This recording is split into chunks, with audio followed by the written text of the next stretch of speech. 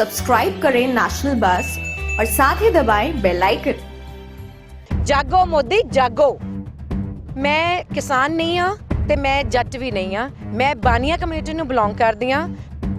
मैं इस पोस्टर राही ये दर्शाना चाहती हाँ कि सरकार अन्नी हो चुकी है, गूंगी हो चुकी है, बोली हो चुकी है। सब तो वड्डा बलंडर मोदी जी ने कीता। मोदी जी की पॉलिसी जो बनाई हुई है ये 99% लोगों को गरीब बना दूगी। मैं मोदी तक ये गल पहुँचाना चाहना भी Modi ji enough is enough. हुण पानी सिर के उपरों ही लंघ रहा ਤੇ ਇਸ ਜ਼ਾਲਮ ਸਰਕਾਰ ਨੇ ਮਜਬੂਰ ਕਰਤਾ। ਇਹ ਸੰਘਰਸ਼ ਉਹਨਾਂ ਦਾ ਨਹੀਂ ਹੈ, ਇਹ ਕੰਜ਼ਿਊਮਰਸ ਲਈ ਉਹ ਲੜ ਰਹੇ ਨੇ। ਕੰਜ਼ਿਊਮਰ ਮੈਂ ਹਾਂ, ਇਹ ਸਾਰੇ ਹੈ ਤੇ ਤੁਸੀਂ ਸਾਰੇ ਹੋ ਜੋ ਵੇਖ ਰਹੇ ਹੋ। ਜੋ ਆਟਾ ਅੱਜ ਤੋਂ ਕੁਝ ਸਾਲ ਪਹਿਲਾਂ 20 ਰੁਪਏ ਦਾ ਸੀ, ਅੱਜ ਉਹ 30 ਰੁਪਏ ਦਾ ਹੈ। ਜੇ ਇਹ ਸਰਕਾਰ ਨਹੀਂ ਮੰਨੀ ਤਾਂ ਇਸ ਤੋਂ ਕਿਤੇ ਵੱਡੀ ਜੰਗ ਲੜੀ ਜਾਏਗੀ। ਖਾਸ ਤੌਰ ਤੇ ਕੰਗਨਾ ਜੀ, ਅੱਜ ਵਾਲੀ ਸਾਡੀ ਰੈਲੀ ਸੀਗੀ, ਕਹਿ ਲਓ ਕਿ ਇਹ ਬਿਯੋਂਡ ਮਾਈ ਇਮੈਜੀਨੇਸ਼ਨ ਸੀ। ਮੈਂ ਆਪਦੀ ਲਾਈਫ ਦੇ ਵਿੱਚ ਇੱਕ ਕਿਸਾਨੀ ਸੰਘਰਸ਼ ਵੇਖਿਆ ਤੇ ਮੈਂ ਉੱਥੋਂ ਬਹੁਤ ਕੁਝ ਸਿੱਖਿਆ। ਤੁਸੀਂ ਕਹਿੰਦੇ ਹੋ ਮਨ ਕੀ ਬਾਤ ਸੁਣੋ, ਤੁਸੀਂ ਸਾਡੇ ਵੀ ਮਨ ਦੀ ਗੱਲ ਸੁਣ ਲਓ। ਕੰਜ਼ਿਊਮਰ ਤਬਕਾ ਸਾਰਾ ਬਹੁਤ ਦੁਖੀ ਹੈ ਇਹਨਾਂ ਤੋਂ।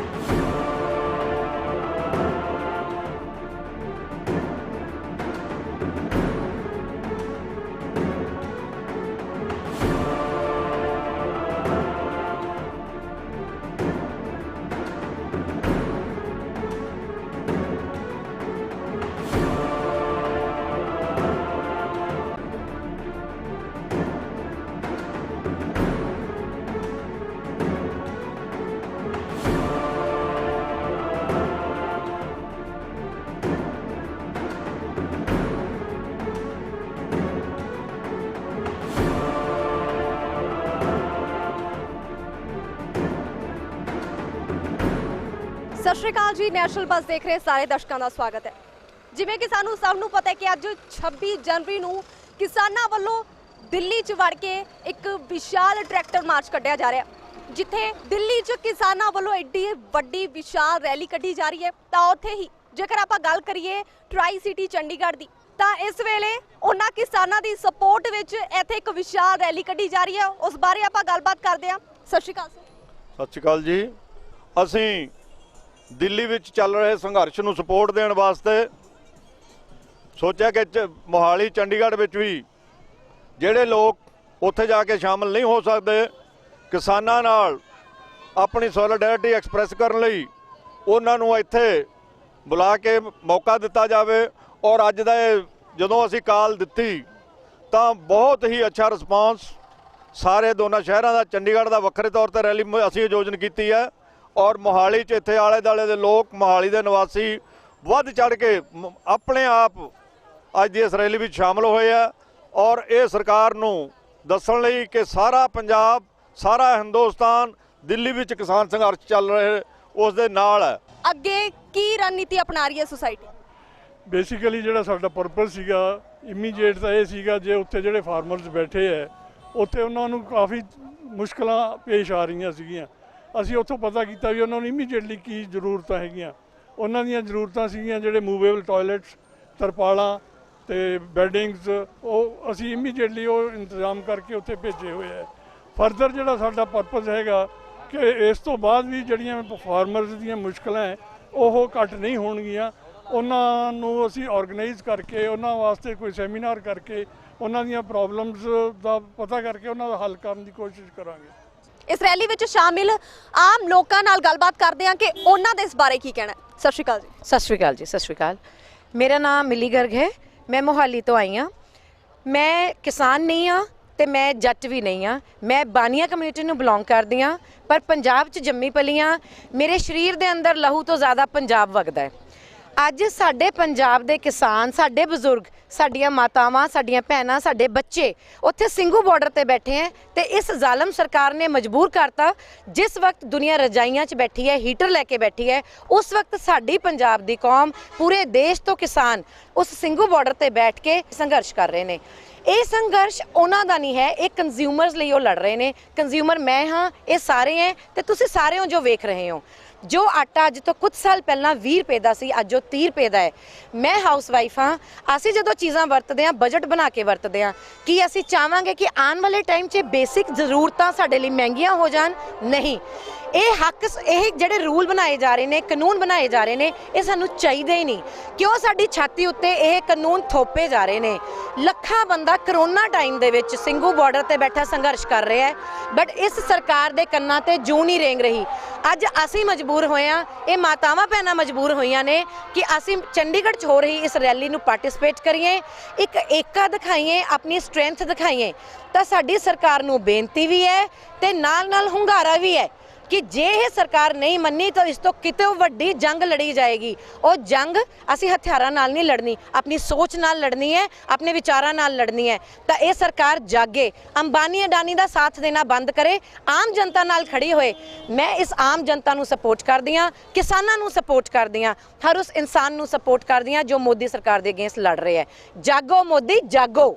ਤੇ ਮੈਂ ਆਪਣੇ ਅੱਜ ਦੇ ਇੰਟਰਵਿਊ ਦੇ ਥਰੂ ਉਹਨਾਂ ਸੈਲੀਬ੍ਰਿਟੀਜ਼ ਨੂੰ ਜੋ ਇਸ ਕਿਸਾਨੀ ਸੰਘਰਸ਼ ਦੇ ਅਗੇਂਸਟ ਬੋਲ ਰਹੇ ਨੇ, ਕਿਸਾਨਾਂ ਨੂੰ ਅੱਤਵਾਦੀ ਦਾ ਨਾਂ ਦਿੱਤਾ ਜਾ ਰਿਹਾ ਹੈ ਤੇ ਸਾਡੇ ਬਜ਼ੁਰਗਾਂ ਉੱਤੇ ਉਂਗਲੀਆਂ ਚੁੱਕੀਆਂ ਜਾ ਰਹੀਆਂ ਨੇ ਕਿ ਕਿਰਾਏ ਤੇ ਲਿਆਤੇ ਗਏ ਨੇ, ਖਾਸ ਤੌਰ ਤੇ ਕੰਗਨਾ ਜੀ। ਤਾਂ ਅਸੀਂ ਤੁਹਾਨੂੰ ਇਹ ਕਹਿਣਾ ਚਾਹੁੰਦੇ ਹਾਂ, ਸੈਲੀਬ੍ਰਿਟੀ ਬਣਨਾ ਬਹੁਤ ਆਸਾਨ ਹੈ, ਜੜ੍ਹਾਂ ਨਾਲ ਜੁੜੇ ਰਹਿਣਾ ਔਖਾ ਹੈ। ਤੁਸੀਂ ਇੱਕ ਦਿਨ ਖੇਤਾਂ 'ਚ ਆ ਕੇ ਕੰਮ ਕਰੋ, ਪਸੀਨਾ ਬਹਾ ਕੇ ਦੇਖੋ, ਫਸਲਾਂ ਉਗਾ ਕੇ ਦੇਖੋ, ਤੁਹਾਨੂੰ ਪਤਾ ਲੱਗੂਗਾ। ਏਸੀ ਕਮਰਿਆਂ 'ਚ ਬੈਠ ਕੇ ਡਾਇਲੌਗ ਮਾਰਨੇ ਬਹੁਤ ਆਸਾਨ ਨੇ, ਬਟ ਖੇਤਾਂ 'ਚ ਬਹਿ ਕੇ ਪਸੀਨਾ ਬਹਾਨਾ ਤੇ ਪੂਰੇ ਦੇਸ਼ ਨੂੰ ਰੋਟੀ ਖਵਾਣੀ ਬਹੁਤ ਔਖੀ ਹੈ। ਤਾਂ ਕੰਗਨਾ ਜੀ, ਤੁਸੀਂ ਆਪਣੀਆਂ ਸਟੇਟਮੈਂਟਸ ਤੋਂ ਬਾਜ਼ ਆਓ। You represent females, you represent India. ਇਹ ਜਿਹੀਆਂ ਸਟੇਟਮੈਂਟਸ ਤੋਂ ਦੂਰ ਰਹੋ। ਵੀ ਵਿਸ਼ ਯੂ ਸਕਸੈਸ, ਬਟ ਜੜ੍ਹਾਂ ਨਾ ਛੱਡੋ। ਜਿੱਦਣ ਜੜ੍ਹਾਂ ਛੱਡਤੀਆਂ ਹਵਾ 'ਚ ਉੱਡਦੇ ਰਹਿ ਜਾਓਗੇ, ਬਚਣਾ ਕੁਛ ਨਹੀਂ। ਹੁਣ ਆਪਾਂ ਅੱਗੇ ਗੱਲਬਾਤ ਕਰਦੇ ਹਾਂ ਕਿ ਇਹਨਾਂ ਦਾ ਕੀ ਕਹਿਣਾ। ਮੇਰਾ ਨਾਮ ਜਸਵਿੰਦਰ ਕੌਰ ਹੈ, ਮੈਂ ਚੰਡੀਗੜ੍ਹ ਤੋਂ ਆ। ਮੈਂ ਇਸ ਪੋਸਟਰ ਰਾਹੀਂ ਇਹ ਦਰਸਾਉਣਾ ਚਾਹੁੰਦੀ ਹਾਂ ਕਿ ਸਰਕਾਰ ਅੰਨੀ ਹੋ ਚੁੱਕੀ ਹੈ, ਗੂੰਗੀ ਹੋ ਚੁੱਕੀ ਹੈ, ਬੋਲੀ ਹੋ ਚੁੱਕੀ ਹੈ। ਇੰਨੇ ਦਿਨ ਹੋ ਚੁੱਕੇ ਨੇ ਉਹ ਉੱਥੇ ਬੈਠੇ ਹੋਏ ਨੇ ਸਿੰਘੂ ਬਾਰਡਰ ਤੇ। ਤਾਂ ਮੈਨੂੰ ਲੱਗਦਾ ਨਾ ਹੀ ਸਰਕਾਰ ਨੂੰ, ਮੋਦੀ ਜੀ ਨੂੰ ਨਾ ਹੀ ਦਿਸਦਾ ਹੈ, ਨਾ ਹੀ ਉਹਨਾਂ ਨੂੰ ਸੁਣਦਾ ਹੈ, ਨਾ ਹੀ ਉਹ ਕੁਝ ਬੋਲਣਾ ਚਾਹੁੰਦੇ ਨੇ। ਤਾਂ ਪਲੀਜ਼ ਮੋਦੀ ਜੀ, ਤੁਸੀਂ ਦੇਖ ਸਕਦੇ ਹੋ ਕਿੰਨੀ ਹੀ ਜਨਤਾ ਇਕੱਠੀ ਹੋ ਚੁੱਕੀ ਹੈ। ਤਾਂ ਪਲੀਜ਼ ਇਸ ਚੀਜ਼ ਨੂੰ ਥੋੜਾ ਜਿਹਾ ਤੁਸੀਂ ਸਮਝੋ ਤਾਂ, ਔਰ ਜਲਦੀ ਜੋ ਤੁਸੀਂ ਵੀ ਡਿਸੀਜਨ ਲੈਣਾ ਥੋੜਾ ਜਿਹਾ ਤੁਸੀਂ ਸਪੋਰਟ ਕਰੋ ਫਾਰਮਰਸ ਨੂੰ, ਬਿਕਾਜ਼ ਉਹਨਾਂ ਦੇ ਬਿਨਾ ਮੈਨੂੰ ਨਹੀਂ ਲੱਗਦਾ ਤੁਸੀਂ ਵੀ, ਅੰਨ ਦੇ ਬਿਨਾ ਤੁਸੀਂ ਵੀ ਜੀ ਸਕਦੇ ਹੋ। ਤਾਂ ਪਲੀਜ਼ ਇਸ ਚੀਜ਼ ਨੂੰ ਸਮਝੋ।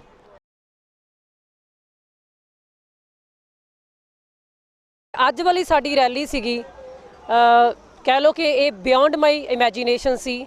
ਇੰਨਾ ਡਿਸਿਪਲਿਨ, ਇੰਨਾ ਸ਼ਾਂਤਮਈ ਢੰਗ ਦੇ ਨਾਲ ਇਹਨੂੰ ਆਰਗੇਨਾਈਜ਼ ਕੀਤਾ ਮੋਹਾਲੀ ਫਾਰਮਰ ਐਸੋਸੀਏਸ਼ਨ ਨੇ, ਐਂਡ ਜਿਹਦੇ ਵਿੱਚ ਮੈਕਸਿਮਮ ਕੰਟਰੀਬਿਊਸ਼ਨ ਸਾਡੇ ਜਿਹੜੀ ਯੰਗ ਜਨਰੇਸ਼ਨ ਆ ਉਹਦਾ ਸੀ। ਤੇ ਅਸੀਂ ਬਹੁਤ ਕਿਸਮਤ ਵਾਲੇ ਆ ਸਾਰੇ ਕਿ ਸਾਡੇ ਬੱਚਿਆਂ ਨੂੰ ਇੱਕ ਸੇਧ ਮਿਲ ਗਈ ਆ। ਤੇ ਮੈਂ ਪ੍ਰਮਾਤਮਾ ਅੱਗੇ ਅਰਦਾਸ ਕਰਦੀ ਆ ਕਿ ਇਹ ਕਾਨੂੰਨ ਤਾਂ ਰੱਦ ਹੋਏ ਸਮਝੋ, ਇਹ ਤਾਂ ਰੱਦ ਅਸੀਂ ਕਰਵਾ ਲਏ, ਪਰ ਮੈਂ ਪ੍ਰਮਾਤਮਾ ਅੱਗੇ ਹੀ ਅਰਦਾਸ ਕਰਦੀ ਆ ਕਿ ਜਿੰਨੀ ਯੂਨਿਟੀ ਸਾਡੀ ਹੁਣ ਬਣੀ ਆ ਪਹਿਲੀ ਵਾਰੀ, ਉਹ ਯੂਨਿਟੀ ਹਮੇਸ਼ਾ ਕਾਇਮ ਰਵੇ। ਹਰਿਆਣਾ ਸਾਡੇ ਨਾਲ ਰਲ ਚੁੱਕਾ ਹੈ, ਬਾਕੀ ਸਟੇਟਾਂ ਸਾਡੇ ਨਾਲ ਰਲ ਚੁੱਕੀਆਂ ਨੇ ਤੇ ਮੈਂ ਚਾਹੂੰਗੀ ਕਿ ਇਹ ਸਟੇਟਸ, ਇਹ ਜਿਹੜਾ ਪਹਿਲੀ ਵਾਰੀ ਜਿਹੜੀ ਚੀਜ਼ ਮੈਂ ਵੇਖੀ ਆ ਕਿ ਸਾਰਾ ਇੰਡੀਆ, ਇੱਕ ਇੰਡੀਆ ਪਹਿਲੀ ਵਾਰੀ ਨਜ਼ਰ ਆਇਆ। ਹੁਣ ਤੱਕ ਤਾਂ ਸਿਰਫ ਮੈਂ ਹੀ ਵੇਖਦੀ ਆਈ ਹਾਂ ਕਿ ਫਲਾਣੀ ਪਾਰਟੀ ਤੇ ਫਲਾਣਾ ਸਟੇਟ ਹੈ। ਪਹਿਲੀ ਵਾਰੀ ਮਹਿਸੂਸ ਹੋਇਆ ਕਿ ਅਸੀਂ ਭਾਰਤੀ ਹਾਂ, ਅਸੀਂ ਇੰਡੀਅਨ ਹਾਂ, ਅਸੀਂ ਹਿੰਦੁਸਤਾਨੀ ਹਾਂ। ਇਸ ਕਰਕੇ ਮੈਂ ਬਹੁਤ ਬਲੈਸਡ ਫੀਲ ਕਰਦੀ ਹਾਂ ਕਿ ਮੈਂ ਆਪਦੀ ਲਾਈਫ ਦੇ ਵਿੱਚ ਇੱਕ ਕਿਸਾਨੀ ਸੰਘਰਸ਼ ਵੇਖਿਆ ਤੇ ਮੈਂ ਉੱਥੋਂ ਬਹੁਤ ਕੁਝ ਸਿੱਖਿਆ। ਸਭ ਤੋਂ ਵੱਡਾ ਬਲੰਡਰ ਮੋਦੀ ਜੀ ਨੇ ਕੀਤਾ ਤੇ ਮੋਦੀ ਜੀ ਨੂੰ ਇਹ ਕਾਨੂੰਨ ਰੱਦ ਕਰਨੇ ਹੀ ਪੈਣੇ ਆ, ਚਾਹੇ ਉਹ ਜੋ ਮਰਜ਼ੀ ਕਰ ਲੈਣ। ਸਤਿ ਸ਼੍ਰੀ ਅਕਾਲ ਜੀ, ਨੈਸ਼ਨਲ ਬੱਸ ਦੇਖ ਰਹੇ ਸਾਰੇ ਦਰਸ਼ਕਾਂ ਦਾ ਸਵਾਗਤ ਹੈ। ਮੈਂ ਹਾਂ ਜਗਮੀਤ ਕੌਰ। ਮੋਹਾਲੀ ਦੇ ਵਿੱਚ ਅੱਜ 10 ਕਿਲੋਮੀਟਰ ਲੰਮੀ ਇੱਕ ਟਰੈਕਟਰ ਰੈਲੀ ਕੱਢੀ ਗਈ ਤੇ ਇਹ ਰੈਲੀ ਕਿਸਾਨਾਂ ਨੂੰ ਸੰਬੋਧਨ ਸੀ, ਜਿਹੜੀ ਕਿ ਕਿਸਾਨਾਂ ਵੱਲੋਂ ਅੱਜ ਦਿੱਲੀ ਦੀ ਹਿੱਕ ਤੇ ਚੜ ਕੇ ਇੱਕ ਟਰੈਕਟਰ ਮਾਰਚ ਜਿਹੜਾ ਕੀਤਾ ਗਿਆ। ਜਿਹੜੇ ਲੋਕ ਆਪਣੀ ਹਾਜ਼ਰੀ ਉੱਥੇ ਨਹੀਂ ਲਗਵਾ ਸਕਦੇ, ਆਮ ਲੋਕਾਂ ਨੇ ਇੱਥੇ ਅੱਜ ਰੈਲੀ ਕੱਢੀ ਹੈ ਤੇ ਮੇਰੇ ਨਾਲ ਮੌਜੂਦ ਹੈ ਇਸ ਰੈਲੀ ਨੂੰ ਚੰਗੀ ਤਰ੍ਹਾਂ ਪ੍ਰਿਪੇਅਰ ਕਰਨ ਵਾਲੇ ਤੇ ਸਾਰੀ ਰੈਲੀ ਨੂੰ ਸੰਭਾਲਣ ਵਾਲੀ ਟੀਮ। ਤੇ ਆਓ ਆਪਾਂ ਗੱਲਬਾਤ ਕਰਦੇ ਹਾਂ ਇੱਕ ਮੈਂਬਰ ਦੇ ਨਾਲ। ਸਭ ਤੋਂ ਪਹਿਲਾਂ ਮੈਂ ਇਹਨਾਂ ਨਾਲ ਤੁਹਾਨੂੰ ਮਿਲਵਾਵਾਂਗੀ। ਇਹ ਅੱਜ ਸਭ ਤੋਂ ਵੱਧ ਖਿੱਚ ਦਾ ਕੇਂਦਰ ਵੀ ਬਣੇ ਹੋਏ ਸੀ ਕਿਉਂਕਿ ਇਹਨਾਂ ਨੇ ਅੱਜ ਰੈਲੀ ਵਿੱਚ ਖੁਦ ਟਰੈਕਟਰ ਚਲਾਇਆ। ਸੋ ਆਪਾਂ ਗੱਲਬਾਤ ਕਰਦੇ ਹਾਂ। ਮੇਰਾ ਨਾਮ ਰਮਨਦੀਪ ਕੌਰ ਹੈ ਜੀ। ਅਸੀਂ ਅੱਜ ਦਿੱਲੀ ਨਹੀਂ ਜਾਣ ਕਰਕੇ ਮੋਹਾਲੀ ਦੇ ਵਿੱਚ 10 ਕਿਲੋਮੀਟਰ ਦੀ ਲੰਬੀ ਰੈਲੀ ਕੱਢੀ ਹੈ।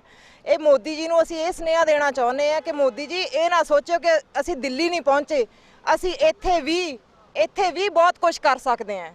ਤੁਸੀਂ ਕਹਿੰਦੇ ਹੋ ਮਨ ਕੀ ਬਾਤ ਸੁਣੋ, ਤੁਸੀਂ ਸਾਡੇ ਵੀ ਮਨ ਦੀ ਗੱਲ ਸੁਣ ਲਓ। ਅਸੀਂ ਵੀ ਤੁਹਾਨੂੰ ਕੋਈ ਸੁਨੇਹਾ ਦੇਣਾ ਚਾਹੁੰਦੇ ਹਾਂ। ਜਿਹੜੇ ਕਿਸਾਨ ਭਰਾ ਦਿੱਲੀ ਠੰਡ 'ਚ ਬੈਠੇ ਆ ਉਹਨਾਂ ਦੇ ਨਾਲ ਬੈਠ ਕੇ ਦਿਖਾਓ। ਤੁਸੀਂ ਇਹ ਗੱਲ ਕਹਿੰਦੇ ਹੋ ਕਿ ਉਹ ਟਰੈਕਟਰਾਂ ਦੇ ਵਿੱਚ ਬੈਠੇ, ਕੰਗਨਾ ਰਣਾਵਤ ਇਹ ਬੋਲਦੀ ਹੈ ਕਿ ਉਹ ਟਰੈਕਟਰਾਂ ਦੇ ਵਿੱਚ ਬੈਠੇ। ਇੱਕ ਬੀਬਾ ਇੱਕ ਦਿਨ ਉਹਨਾਂ ਦੇ ਨਾਲ ਕੱਟ ਕੇ ਦਿਖਾ, ਤੈਨੂੰ ਫੇਰ ਪਤਾ ਲੱਗੇ ਕਿ ਠੰਡੀਆਂ ਰਾਤਾਂ ਕਿਵੇਂ ਕੱਟੀ ਦੀਆਂ। ਮੈਂ ਸਾਰਿਆਂ ਨੂੰ ਦੱਸ ਦੇਣਾ ਚਾਹੁੰਦੀ ਹਾਂ ਕਿ ਮੋਦੀ ਜੀ ਦੀ ਪਾਲਿਸੀ ਜੋ ਬਣਾਈ ਹੋਈ ਹੈ ਇਹ 99% ਲੋਕਾਂ ਨੂੰ ਗਰੀਬ ਬਣਾ ਦੂਗੀ। ਕੰਜ਼ਿਊਮਰ ਤਬਕਾ ਸਾਰਾ ਬਹੁਤ ਦੁਖੀ ਹੈ ਇਹਨਾਂ ਤੋਂ। ਵਾਹਿਗੁਰੂ ਜੀ ਕਾ ਖਾਲਸਾ, ਵਾਹਿਗੁਰੂ ਜੀ ਕੀ ਫਤਿਹ। ਮੈਂ ਪਹਿਲਾਂ ਸਭ ਦਾ ਧੰਨਵਾਦ ਕਰਨਾ ਚਾਹੁੰਦਾ ਅੱਜ ਜਿਹਨਾਂ ਨੇ ਪਾਰਟਿਸਿਪੇਟ ਕੀਤਾ ਰੈਲੀ ਦੇ ਵਿੱਚ ਤੇ ਇਸ ਰੈਲੀ ਨੂੰ ਕਾਮਯਾਬ ਬਣਾਇਆ। ਮੈਂ ਮੋਦੀ ਤੱਕ ਇਹ ਗੱਲ ਪਹੁੰਚਾਉਣਾ ਚਾਹੁੰਦਾ ਵੀ Modi ji enough is enough. ਹੁਣ ਪਾਣੀ ਸਿਰ ਦੇ ਉੱਪਰੋਂ ਦੀ ਲੰਘ ਰਿਹਾ, ਹੁਣ ਤੁਸੀਂ ਸਾਨੂੰ ਪਰੇਸ਼ਾਨ ਕਰਨਾ ਬੰਦ ਕਰ ਦਿਓ, ਆਪ ਵੀ ਖੁਸ਼ ਰਹੋ, ਸਾਨੂੰ ਵੀ ਖੁਸ਼ ਰਹਿਣ ਦਿਓ। ਮੈਂ ਇੱਕ ਤੁਹਾਨੂੰ ਸਮਝਾਉਣਾ ਚਾਹੁੰਦਾ ਵੀ ਮੈਂ ਸਮਝਦਾ ਮੋਦੀ ਨੂੰ ਇਕਨੋਮਿਕਸ ਬਿਲਕੁਲ ਨਹੀਂ ਆਉਂਦੀ, ਠੀਕ ਹੈ ਜੀ। ਰੀਜ਼ਨ ਬੀਇੰਗ ਜ਼ਿਮੀਂਦਾਰ ਨੂੰ ਇਹ ਡਾਊਨ ਲਿਆਉਣਾ ਚਾਹੁੰਦੇ ਨੇ। ਦੇਸ਼ ਦੀ ਤਰੱਕੀ ਤਾਂ ਹੀ ਹੋਊਗੀ ਜੇ ਜ਼ਿਮੀਂਦਾਰ ਖੁਸ਼ਹਾਲ ਹੋਊਗਾ। ਤਾਂ ਜੇ ਜ਼ਿਮੀਂਦਾਰ ਕੋਲੇ ਪੈਸੇ ਹੋਣਗੇ ਉਹਨੇ ਪੈਸੇ ਤਾਂ ਖਾਣੇ ਨਹੀਂ, ਉਹਨੇ ਉਹੀ ਚੀਜ਼ ਪੈਸੇ ਲਿਆ ਕੇ ਸ਼ਹਿਰ 'ਚ ਲਿਆਉਣ। ਕੋਈ ਵਾਸ਼ਿੰਗ ਮਸ਼ੀਨ ਲਊਗਾ, ਕੋਈ ਰੈਫਰੀਜਰੇਟਰ ਲਊਗਾ, ਕੋਈ AC ਲਊਗਾ, ਕੋਈ ਕਾਰ ਬਾਏ ਕਰੂਗਾ, ਕੋਈ ਚੰਗੇ ਕੱਪੜੇ ਖਰੀਦੂਗਾ, ਉੱਥੋਂ ਦੁਕਾਨਦਾਰੀ ਵੀ ਚੱਲੂਗੀ, ਸਾਰਾ ਦਾ ਕੰਮ ਚੱਲੂਗਾ। ਜੇ ਜ਼ਿਮੀਂਦਾਰ ਕੋਲੇ ਪੈਸੇ ਨਾ ਹੋਣਗੇ ਤਾਂ ਦੁਕਾਨਾਂ ਤੋਂ ਜਿਹੜਾ ਸਮਾਨ ਵਿਕੂ ਕਿਵੇਂ ਤੁਹਾਡਾ ਇਹ, ਠੀਕ ਹੈ ਜੀ। ਨੰਬਰ 2 ਇੱਕ ਕਹਾਵਤ ਹੈਗੀ ਹੈ ਪੁਰਾਣੀ, ਜਿਹੜੇ ਲੋਕ ਘਰਾਂ 'ਚ ਬੈਠੇ ਆ ਜਿਹੜੇ ਸੋਚਦੇ ਸਾਨੂੰ ਅਸੀਂ ਇਹਦੇ ਨਾਲ ਇਫੈਕਟ ਨਹੀਂ ਹੋਣਾ, ਮੈਂ ਉਹਨਾਂ ਲਈ ਇਹ ਗੱਲ ਸੁਣਾਉਣਾ ਚਾਹੁੰਦਾ ਇੱਕ ਕਹਾਣੀ ਦੇ ਰਾਹੀਂ। ਇੱਕ ਜ਼ਿਮੀਂਦਾਰ ਦੇ ਘਰੇ ਇੱਕ ਚੂਹਾ ਆ ਗਿਆ ਤੇ ਉਹਨੇ ਕੜੱਕੀ ਲਿਆਂਦੀ ਤੇ ਜਦੋਂ ਚੂਹੇ ਨੂੰ ਪਤਾ ਲੱਗ ਗਿਆ ਵੀ ਕੜੱਕੀ ਆ ਗਈ ਤੇ ਉਹਨੇ ਜਾ ਕੇ ਰੌਲਾ ਪਾਇਆ ਦੂਸਰੇ ਜਾਨਵਰਾਂ ਕੋਲੇ। ਮੁਰਗਾ ਸੀ, ਬੱਕਰਾ ਸੀ ਤੇ ਬਿੱਲੀ ਸੀ, ਸਾਰੇ ਜਾਨਵਰਾਂ ਕੋਲੇ। ਉਹ ਕਹਿੰਦਾ ਵੀ ਕੜੱਕੀ ਆ ਗਈ ਤੇ ਆਪਾਂ ਕੁਝ ਕਰੀਏ, ਜ਼ਿਮੀਂਦਾਰ ਮੈਨੂੰ ਮਾਰੂਗਾ। ਤੇ ਉਹ ਕਹਿੰਦੇ ਯਾਰ ਅਸੀਂ ਕੀ ਲੈਣਾ, ਮਾਰੇਗਾ ਤੂੰ ਮਰੇਗਾ ਕੜੱਕੀ 'ਚ, ਸਾਡੇ ਦਾ ਕੋਈ ਫਰਕ ਨਹੀਂ ਪੈਂਦਾ। ਅਲਟੀਮੇਟਲੀ ਕੀ ਹੋਇਆ, ਰਾਤ ਨੂੰ ਕੜੱਕੀ ਲਾਤੀ ਜ਼ਿਮੀਂਦਾਰ ਨੇ, ਉਹਦੇ 'ਚ ਸੱਪ ਫਸ ਗਿਆ। ਜੋ ਸੱਪ ਫਸਿਆ ਉਹ ਰੌਲਾ ਜਿਹਾ ਪਿਆ, ਦੇਖਣਗੇ ਉਹਦੀ ਘਰ ਵਾਲੀ ਦੇਖਣ ਗਈ ਤੇ ਸੱਪ ਉਹਦੇ ਲੜ ਗਿਆ, ਘਰ ਵਾਲੀ ਲੜ ਗਿਆ। ਚਲੋ ਘਰ ਵਾਲੀ ਤਾਂ ਬਚ ਗਈ ਤੇ ਰਿਸ਼ਤੇਦਾਰ ਪਤਾ ਲੈਣ ਆਉਂਦੇ ਸੀ। ਉਹ ਕਹਿੰਦੇ ਜੀ ਹੁਣ ਕੀ ਕਰੀਏ, ਡਾਕਟਰ ਕਹਿੰਦਾ ਜੀ ਇਹਨੂੰ ਮੁਰਗੇ ਦਾ ਸੂਪ ਪਿਆਓ। ਚੂਹਾ ਤਾਂ ਬਚ ਗਿਆ, ਮੁਰਗੇ ਦੀ ਵਾਰੀ ਆ ਗਈ, ਮੁਰਗੇ ਦਾ ਸੂਪ ਬਣ ਗਿਆ। ਉਹ ਫਿਰ ਜੋ ਇਕੱਠੇ ਰਿਸ਼ਤੇਦਾਰ ਕਾਫੀ ਆ ਗਏ ਪਤਾ ਲੈਣ। ਉਹ ਕਹਿੰਦੇ ਜੀ ਹੁਣ ਤੁਸੀਂ ਐਂ ਕਰੋ, ਅੱਜ ਬੱਕਰਾ ਵੱਢ ਲਓ। ਬੱਕਰੇ ਦੀ ਵਾਰੀ ਆ ਗਈ, ਚੂਹਾ ਫਿਰ ਬਚ ਗਿਆ। ਉਹ ਗੱਲ ਜਿਹੜੇ ਲੋਕ ਘਰਾਂ ਦੇ ਵਿੱਚ ਬੈਠੇ ਆ ਉਹਨਾਂ ਨਾਲ ਹੋਣੀ ਹੈ, ਵਾਰੀ ਇਹਨਾਂ ਦੀ ਇੱਕ ਦਿਨ ਆਉਣੀ ਹੈ। ਇਸ ਕਰਕੇ ਮੈਂ ਕਹਿੰਦਾ ਵੀ ਸਾਰੇ ਇੱਕ ਦੂਜੇ ਦਾ ਸਾਥ ਦਿਓ ਤੇ ਗੰਦੇ ਕਾਨੂੰਨ ਰੱਦ ਕਰਾਓ। ਸੋ ਜਿਵੇਂ ਕਿ ਤੁਸੀਂ ਦੇਖਿਆ ਕਿ ਅੱਜ ਮੋਹਾਲੀ 'ਚ 10 ਕਿਲੋਮੀਟਰ ਲੰਮੀ ਰੈਲੀ ਕੱਢੀ ਗਈ ਤੇ ਇਸ ਰੈਲੀ 'ਚ ਸ਼ਾਮਿਲ ਹੋਣ ਵਾਲੇ ਲੋਕਾਂ ਦੀ ਇਹੀ ਮੰਗ ਹੈ ਕਿ ਮੋਦੀ ਜੀ ਇਸ ਤੋਂ ਪਹਿਲਾਂ ਕਿ ਜ਼ਿਆਦਾ ਦੇਰ ਹੋਵੇ, ਕਾਨੂੰਨ ਵਾਪਸ ਲੈ ਲਏ ਜਾਣ ਤਾਂ ਕਿ ਜਿਹੜੇ ਮਾਮਲਾ ਹੈ ਉਹ ਠੰਡੇ ਵਿੱਚ ਹੀ ਨਿਪਟ ਜਾਏ ਤੇ ਹਾਲਾਤ ਜ਼ਿਆਦਾ ਨਾਜ਼ੁਕ ਨਾ ਹੋਣ। ਤੁਸੀਂ ਬਣੇ ਰਹੋ ਨੈਸ਼ਨਲ ਬੱਸ ਦੇ ਨਾਲ। नेशनल बस पर लेटेस्ट न्यूज और एंटरटेनमेंट वीडियोस देखने के लिए सब्सक्राइब करें, लाइक करें, कमेंट करें और शेयर करें। Thanks for watching.